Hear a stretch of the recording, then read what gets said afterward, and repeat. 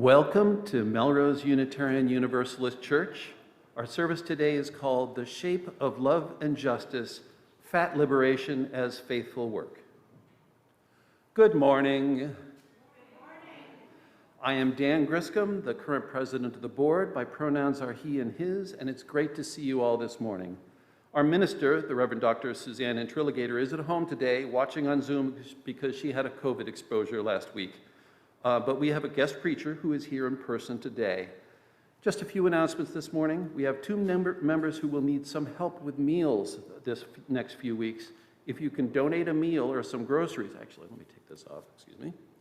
Please contact Mary Beth Griscom or contact the caring team at caring@melroseuu.org. Together with our Committee on Ministry, our RE Committee is creating an RE Reset, an opportunity for everyone in the congregation to voice their hopes for our program. There will be an all-congregational hybrid gathering after worship on June 12th, and one for parents on Zoom on Monday, June 13th. Watch the midweek update.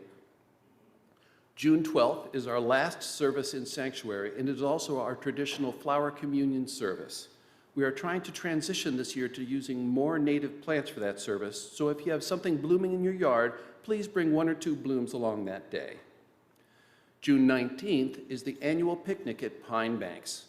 Please note that this year it is not in the morning, it's from noon to 2 p.m. We are looking for a volunteer to order sandwiches and buy drinks and get reimbursed. If you can help, please see me, Dan Griscom. Helping us for today's worship are ushers Jenny, Stacy, and Henry. Thank you to them and also to Liz Meyer, who's hosting coffee hour outside on our front lawn. Today, we have a special guest speaker, Reverend Molly Hammerhand, who drove down from New Hampshire today because about 2 months or so ago, Jenny Wingrovius asked Reverend Suzanne to create a worship service on this topic, which is one of Molly's specialties. Reverend Molly used the NEO programs, They, There, and Theirs. For instance, they will be giving our prayer and our sermon today, and Jenny will also be sharing a personal reflection in the story space. And now, just 2 more announcements. First, Eric Lambiaso, the chair of our worship committee, has an invitation for you. And right after them, Tara also has an announcement. Eric? Hello, Eric? Is Eric online? We have no Eric. Okay, we'll go directly to Tara.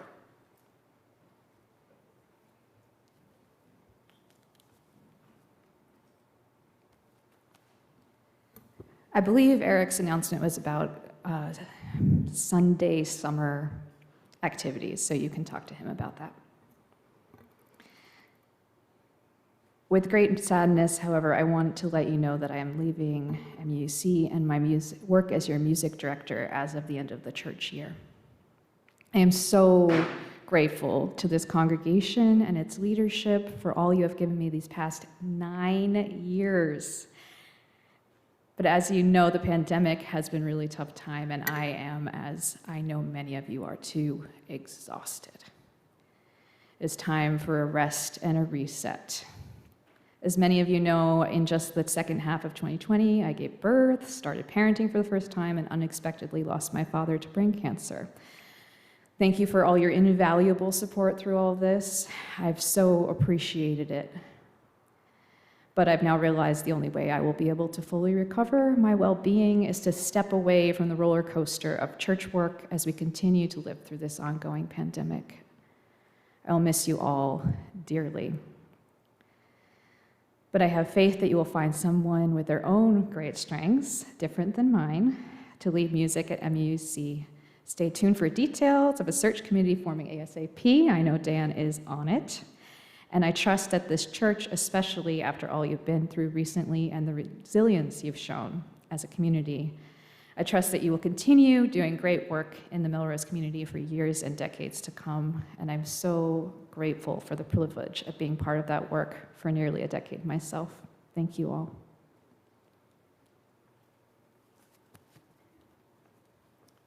Thank you, Tara. It's the end of an era at MUUC. We are all grateful to you for your long and dedicated service, and we wish you peace and happiness. Now, It's time for our weekly moment of greeting when we feast our eyes on our gathered community. So everybody wave to each other and wave to the people on Zoom. Hello, people on Zoom. Those in person can wave to each other to say hello. Folks on Zoom, please switch to gallery view and scroll through the pages, though you've probably already done so. Wave to each other and say good morning. And now I'll hand things over to Reverend Molly with our call to worship.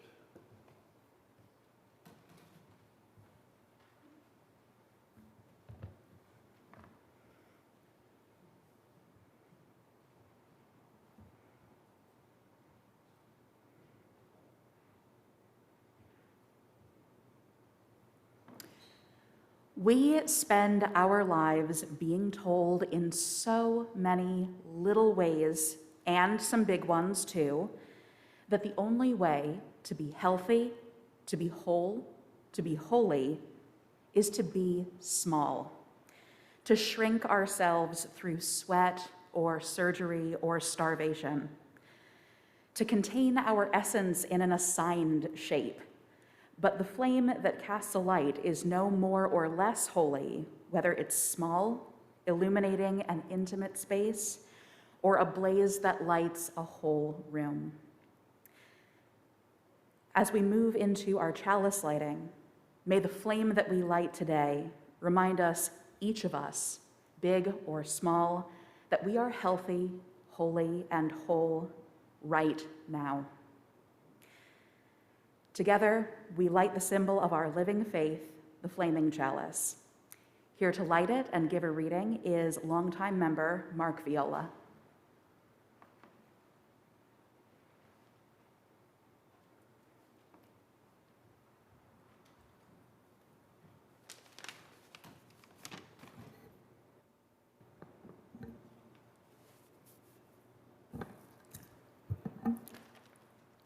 Inherent Worth and Dignity. I never know how loud this is going to be. By Steve Stock. We light this chalice to celebrate the inherent worth and dignity of every person. We reaffirm the historic pledge of liberal religion, to seek that justice which transcends mere legality and moves towards the resolution of true equality, and to share that love that is ultimately beyond even our cherished reason, the love which unites us.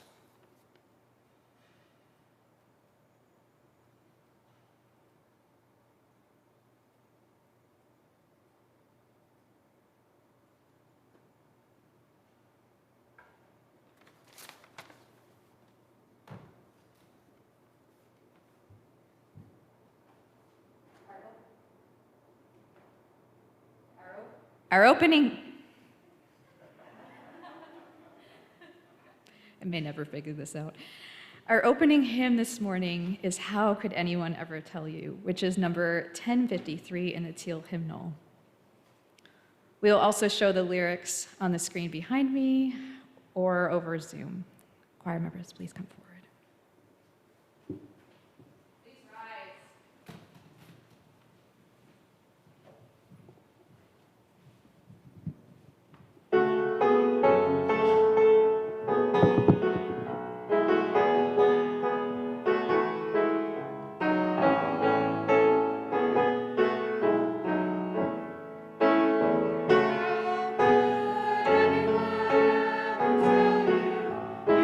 Anything but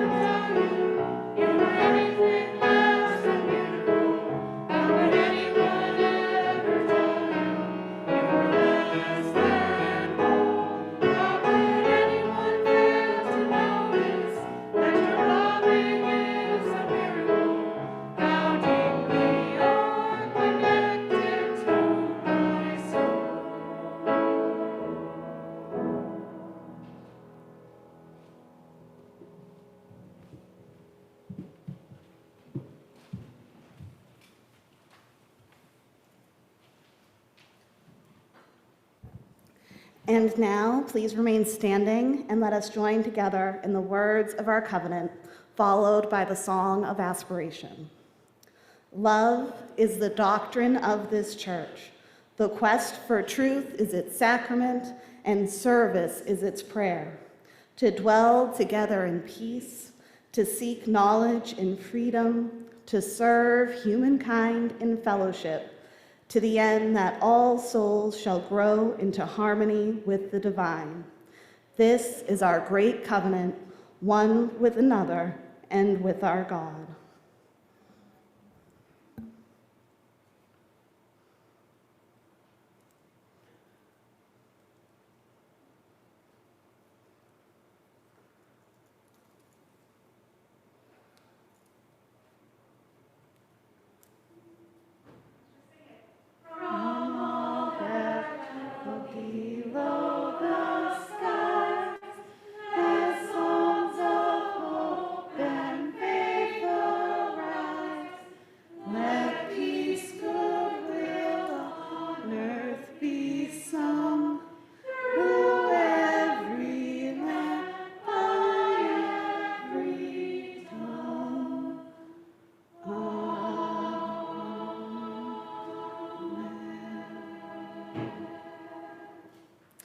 In our story space today, you can please be seated, Jenny Wengrovius has a personal reflection to share.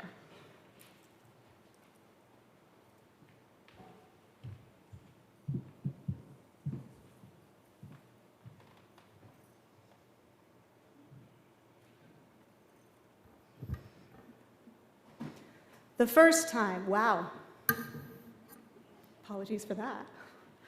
The first time I was made to feel bad about my body was when I was 10. When I put on a dress I thought was pretty, my mother told me I looked like a sausage in a casing. Later that same year, I wrote a Dear Diary entry to God, thanking him for life and the things I had, but asking that he make me pretty, because I knew I wasn't pretty and I wanted to be. The first time I started an exercise routine to change my body was in the 7th grade. When I was in 9th grade, a classmate told me she thought of me as thin, and I thought she was insane. In 10th grade, I was put on a medication that caused me to gain at least 18 pounds in 2 months. The doctor said it was normal to gain that much weight, and the nurse should have told me. She didn't. It was the first time I got stretch marks, and it destroyed any sense I had that my body was fine, just the way it was. On my wedding day, my mother cried when she saw my nude body while I was changing into my wedding dress. She said she was still angry about what those doctors had done to me as a teenager, and she touched and commented on the stretch marks under my arms and the size around my hips and on my belly. My body had been permanently altered and was now something so upsetting for her to see that it literally brought her to tears. My father was emotionally absent from us growing up. As an Episcopal priest, he gave all of his emotional energy to the church and was completely spent by the time he got home. He found us annoying and clingy, and he yelled a lot. All 3 of us children desperately wanted positive male attention, so we started looking for it everywhere. When we were older, our father told my sister and me that if men were nice to us, it was because they only wanted one thing. So we figured out that we better be ideal according to the male gaze, or we would never get the positive affirmation we so badly craved. I started to analyze myself from every angle in mirrors to see if I counted as attractive. I knew people liked my brain, but I had been taught it was important that they liked my body as well. I built up a wall of confidence that has served me extremely well, but masked the body shame I carried at every moment. Food became a constant battle. I was raised on the standard American diet, so I craved very unhealthy foods, yet felt shame whenever I indulged in them. I eventually hid my eating from others. I would go stretches with healthy eating, but when things got stressful, it all went out the window. Health, in all its forms, was perceived as a battle against myself and this body that didn't look right. About 5 years ago, I finally started to crawl out from under the weight of the diet industrial complex and the impossible standards shown to women and men as ideal.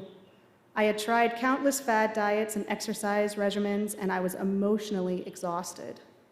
I first purchased the book, The Body Is Not an Apology, The Power of Radical Self-Love by Sonia Renee Taylor, and then discovered the podcast called Maintenance Phase that is dedicated to honestly investigating and dismantling the diet and weight loss industrial complex.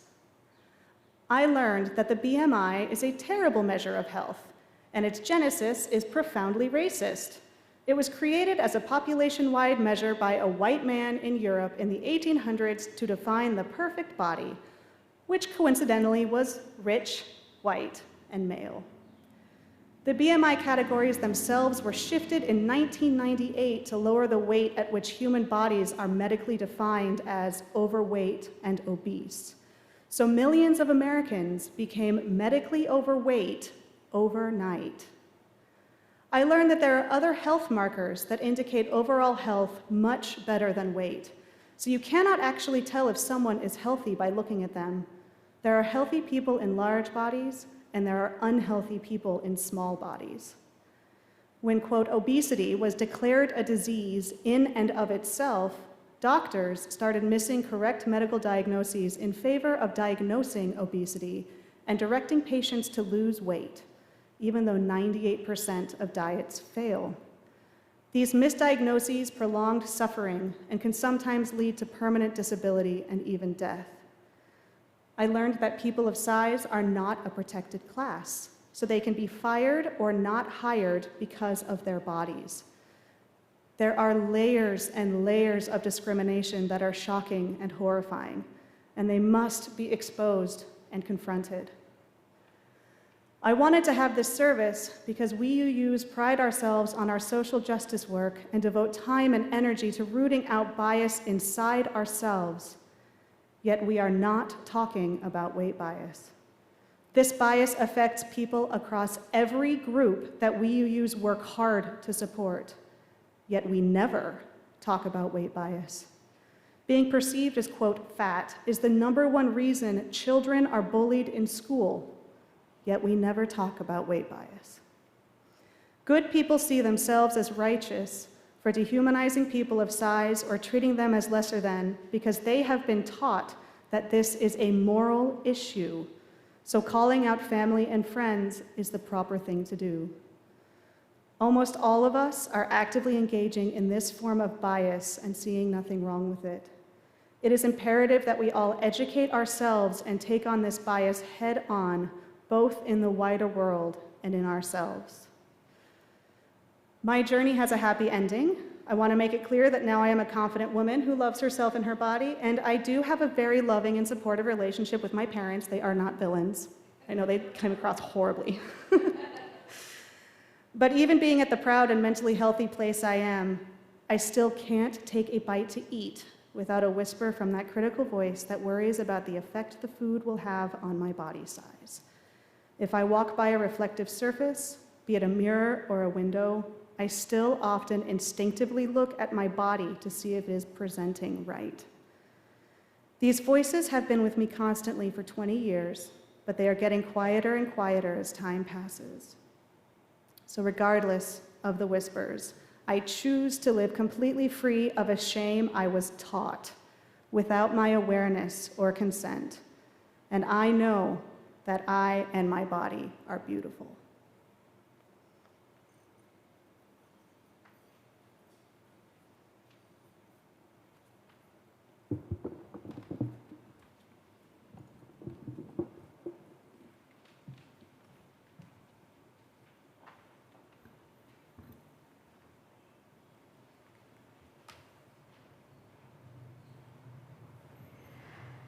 Each week, we take a few minutes out for prayer and meditation, a time for each of us to center ourselves and connect with the holy. So let's start by relaxing into our chairs, feeling our feet on the floor, and letting our bodies settle. Let's breathe in and out. Let's do it again together. In and out. In this meditation time, first, we'll join together in our centering song. Then we sit for a few minutes of shared silence. Then we will speak to one another of our joys and sorrows, and then Reverend Molly will lead us in a prayer. Our worship theme for May is Nurturing Beauty. It's a month to notice, appreciate, and grow the beauty around us and within us. Our centering song for the month is called Let Us See the Beauty. As you sing along with this song, bear in mind that it is a two-layer chant. Sing along with either layer or just listen and take a moment of reflection as we begin our time of prayer and meditation this morning.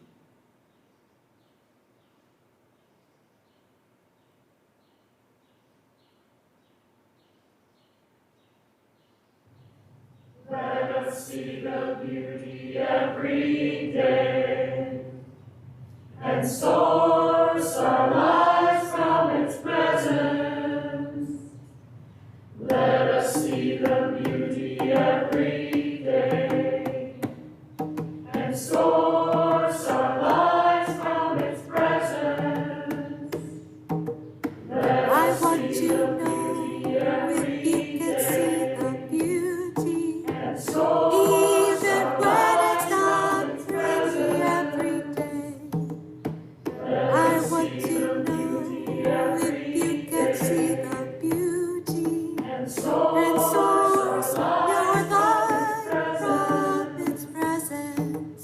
I want to know if you can see the beauty And source our lives from its presence.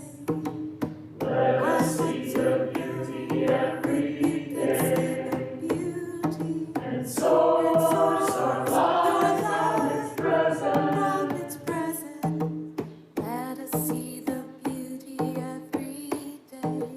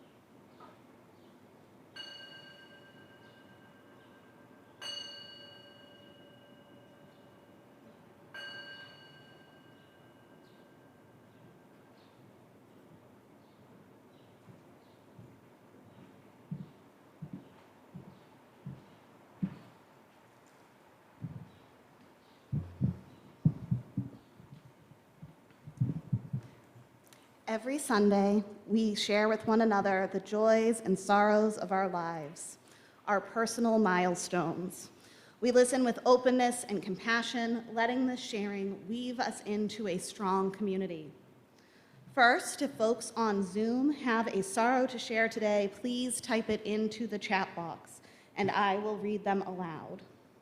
And if folks here in the room have a sorrow, you may come forward now.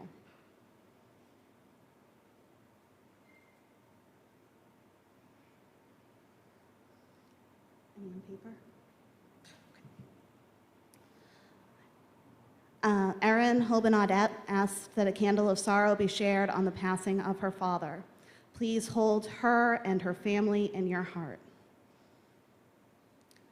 A candle of grief and sorrow for my ex-husband, Bill, who died last week with our son, Guy, by his side from Gail Maynard. Reverend Suzanne says, my heart is breaking for the families of Uvalde. Any other sorrows on Zoom?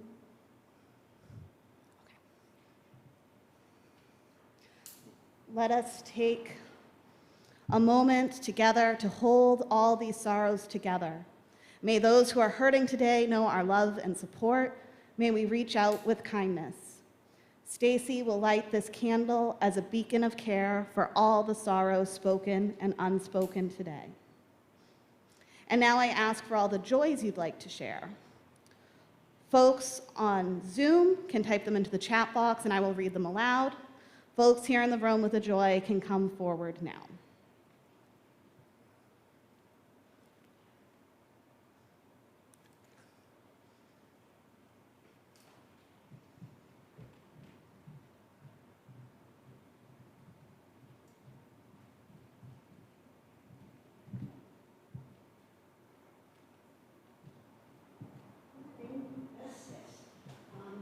As I walked in this morning, I had great joy at seeing the beautiful irises planted out in the flower beds on either side of the front walk.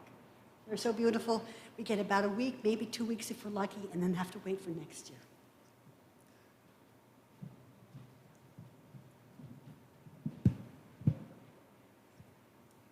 I have a joy for Memorial Day.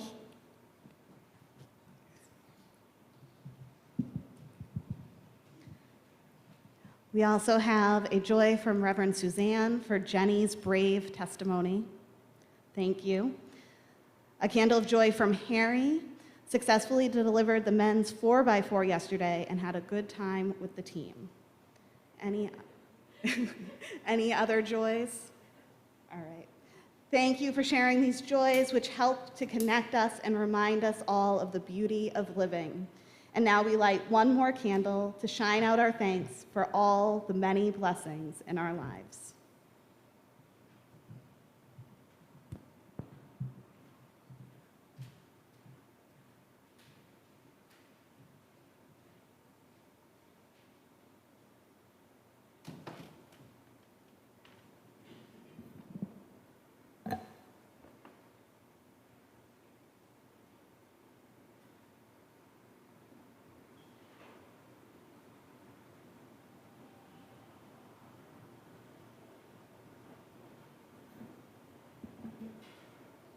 Please join me in the spirit of prayer.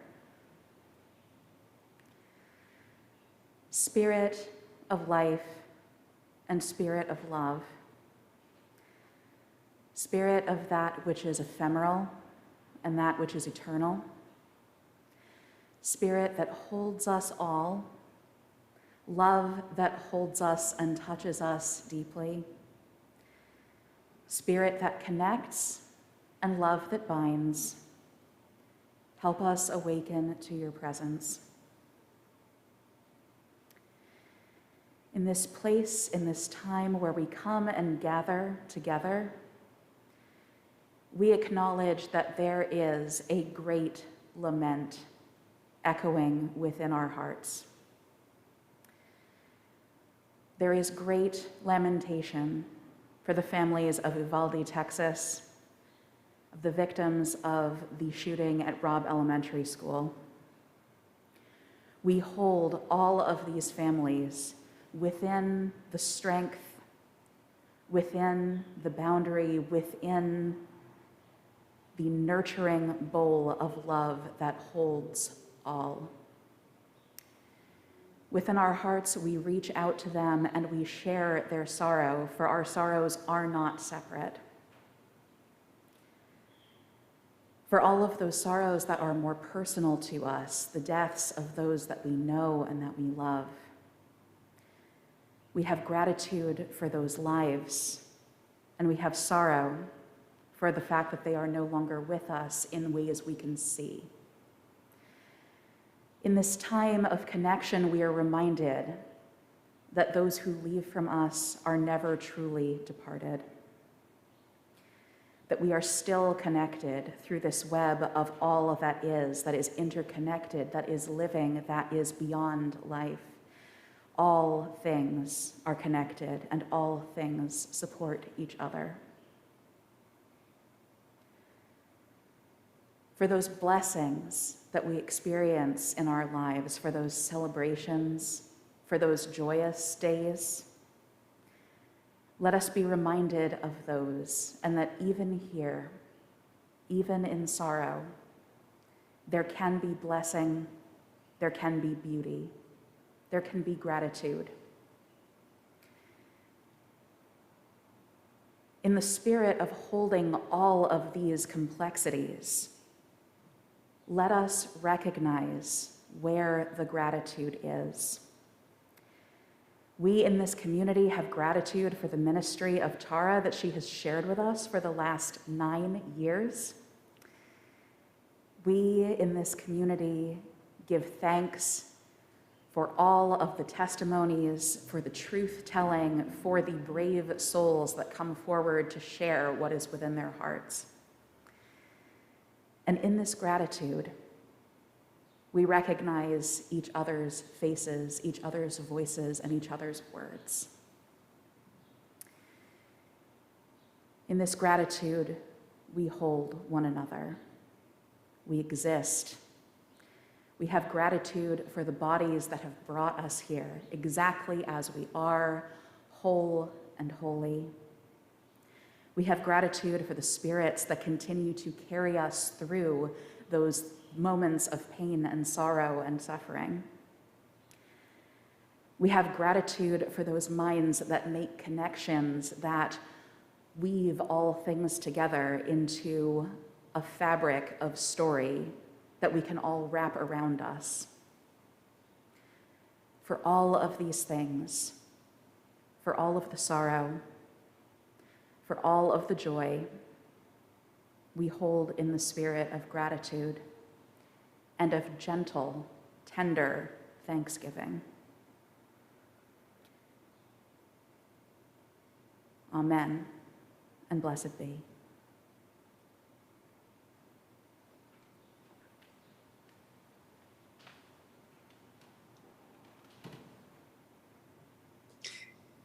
Now is the time for our offertory. Our church is a self-supporting organization. It's funded by your generous annual pledge. You may also contribute to our weekly collection plate, which is split every month with a deserving cause. Folks on Zoom can donate either way using the orange button in the top right-hand corner of our homepage at melroseuu.org. People in the room can donate now. For our May, our giving partner chosen by our high school youth group is Youth on Fire, a drop-in center for homeless and street-involved youth and young adults in Cambridge. For our offertory music this morning, I chose this piece of music in collaboration with Jenny and Reverend Molly and Tara because it's fun and we all love fun, and also because it beautifully illustrates our UU first principle. The songwriter and performer here is Lizzo, and in everything she does, Lizzo truly embodies the idea that all bodies and all people are worthy of joy, of pride, of love, and of dignity bordering on majesty. This song is from a performance Lizzo did on Saturday Night Live just a couple of weeks ago.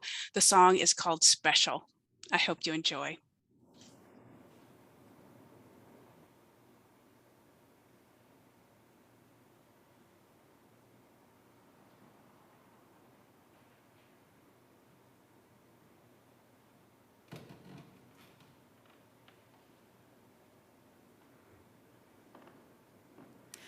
Our reading today is actually a video, which comes from Sonia Renee Taylor.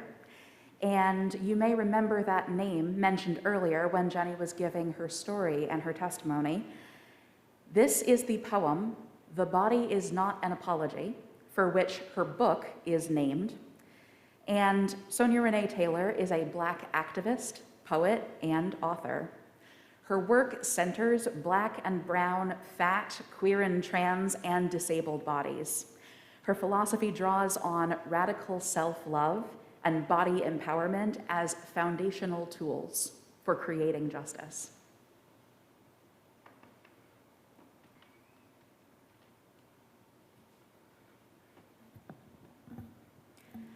I'm just going to say something and get it out of the way. In case you hadn't noticed, I am fat. The first time that I said the word fat from the pulpit of a UU church, it was in the context of describing myself. And I hadn't anticipated that choosing this word would prove distracting to people. In this story that I was telling the congregation, where I came out as living with depression, I also named some of the other things that I am, including bisexual, white, and fat. Not a single person at that service gave me a hard time afterward about my depression, which was, of course, the point of sharing, to be able to live without hiding this experience that shaped the person I am. Claiming and naming it has the power to reduce both personal shame and social stigma. Ironically, the thing that sparked controversy was naming and owning my size. Immediately afterward, someone gave me suggestions for diet plans and exercise regimens that had improved their own weight problem. Of all the things I had named that are part of me, the controversial characteristic was the one that's also visible to any sighted person who happens to meet me, because that characteristic is imagined to be simply unspeakable. Fat is a term that I use as a neutral descriptor, much in the way one would say they're tall or brown-haired, and I am not the only person to use it this way. When I refer to myself as a fat person, people question my use of that word, as if it's impossible to reclaim as neutral, non-pejorative language. This act of valuing perceived social norms over the possibility of radical acceptance of ourselves hurts not only people with larger bodies, but all of us, as we've heard this morning. It upholds discrimination, prejudice, and judgment against bodies, minds, and ways of being that somehow violate or challenge cultural standards. The story of how fat phobia became a cornerstone of white culture is also essential to our understanding of how dynamics of race, class, gender, and size play out. Enlightenment era race science named fatness as a racialized trait. It wasn't until this era that slimness became part of the white aesthetic ideal, particularly for white women. 19th century racist pseudoscience drew an association between body size and degeneracy, criminal behavior, moral failure, poor health. Although we now dismiss many of these ideas and understand them to be wrong, prejudice around bodies and fatness is nevertheless still baked into our culture. Weight stigma is an oppressive force in the lives of many fat people, or, if you prefer, people in larger bodies. When fat bodies appear in TV, movies, and even well-regarded, well-loved literature, they're often the subject of jokes or used as shorthand to illustrate a character's cruelty, weakness, or sloppiness. Fat people are hired and promoted less often than thinner ones, and when we are hired, we are paid less for the same work. When we seek medical care, our health issues from carpal tunnel to ear infections to cancer are blamed on our size. When we exhibit clear signs of eating disorders, instead of receiving proper treatment, We're encouraged to keep up destructive behaviors in the hopes of reducing ourselves. According to the values of our culture, a fat body is a broken body, a problem to be solved. Unitarian Universalists are not immune to the kinds of prejudice and the pressure to be prejudiced that permeates the world outside of our communities.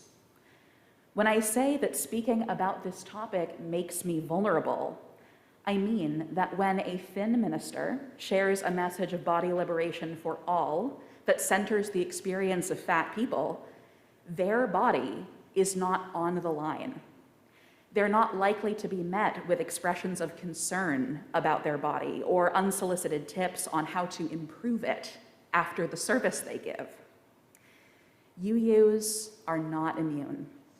And sadly, these are not the radically inclusive, welcoming, loving values we aspire toward. Rabbi Minna Bromberg, who applies a fat liberation lens to the interpretation of Torah, writes the following about her own experience of a history of cyclical dieting and disordered eating. My body, my sweet body, was doing everything in its power to show how life yearns for more life. Far from lazy, my own body, my own desire, my own heart, my own hunger were all working tirelessly to be heard and to grow. All the overeating and binging and sneaking and cheating was a simple desire for a peaceful and plentiful relationship with food and my body. In the practice of spiritual direction, one classic line of inquiry is, where is God in this for you? I know this now. God was not in the self-hating constraint of any diet. God was not in the whirlwind fantasies of a future thinner me who would have more friends and feel more lovable. God was in the still, small voice of the crunch of forbidden cereal and the simple pleasure of an abundance of milk in the bowl. God was in my every cell's yearning to play, to live, to eat, and to grow. Rabbi Bromberg's words could be the experience of every fat person I know, that you know. They could be your own experience. The question she asks us, where is the holy in this, is an essential one we as UUs need to contend with, especially when those who experience this kind of embodied marginalization tell our stories and ask plainly, not just for acceptance, but for justice and equitability. In answer, our faith offers us a radical possibility that there is nothing inherently wrong with my body or your body or any body, that none of us needs to be fixed or cured or corrected for us to be worthy of full respect, love, and acceptance, that the holy is here within us exactly as we are, free of the fears and projections and disdain that are heaped upon the body in all its diversity. In a faith community like UU, which pledges to uphold and honor the worth and dignity of every person, are we willing to practice what we preach when it comes to honoring the worth and dignity of not only everybody, but every body? What would that demand of us? What would we change to ensure that everyone knows on a deep, embodied level that they are welcome? As steeped as we are in a culture that demands perfectionism, self-improvement, and aesthetic conformity, can we be something as radical as a place where every body is seen, where the essential humanity of every body, whether in sickness or health, ability or disability, youth or old age, is known to be whole, holy, and beloved? These days, I claim my size with the same openness and candor with which I claim my neurodivergence, my sexuality, and my gender. It's not something to be ashamed of, it simply is. My body's growth, just like yours, is an expression of human diversity, of holiness that is simply too immense to be contained in one idea of what looks beautiful, healthy, and whole. Whether we call this holiness God or simply spirit, we must acknowledge that this divinity is there within all of us, the size 6X as much as the size 6. And we must imagine that when we sing about life being given the shape of justice, we are not necessarily exalting a picture-perfect hourglass figure. Our bodies, yours as well as mine, are already miraculous, no matter how complex and complicated our relationship with them. There is no diet, no regimen, no surgery that can make us more sacred, more beloved, more wise and prophetic and world-changing than we already are. In the words given to us by Sonia Renee Taylor, the body is deity. The body is God. The body is God.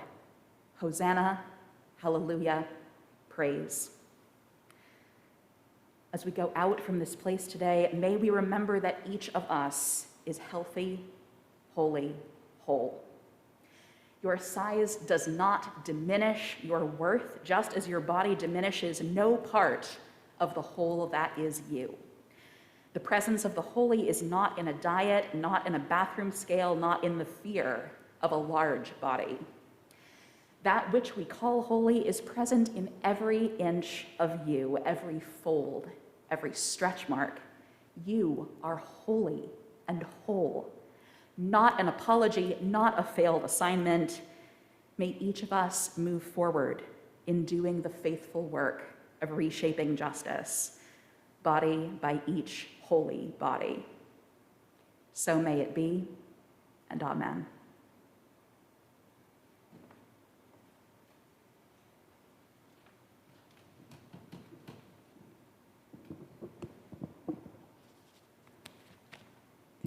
Our closing hymn this morning is number 1023 in your teal hymnal, which is Building Bridges.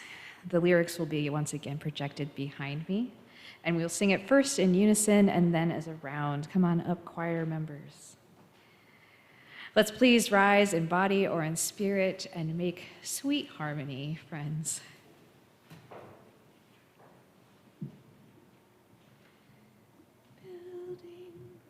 Friends, we could make such sweet harmony, building bridges between our divisions. I reach out to you, will you reach out to me?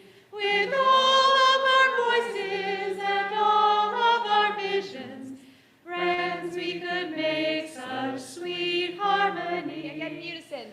Building bridges between our divisions. I reach out to you, will you reach out to me? With all of our voices and all of our visions, friends, we could make such sweet harmony. First part. Building bridges between our divisions. I reach out to you, will you reach out to me? With all of our voices and all of our visions, friends, we could make such sweet harmonies. Building bridges between our divisions. I reach out to you, will you reach out to me? With all of our voices and all of our visions, friends, we could make such sweet harmonies. Friends, we could make such sweet harmony. Friends, we could make such sweet harmony.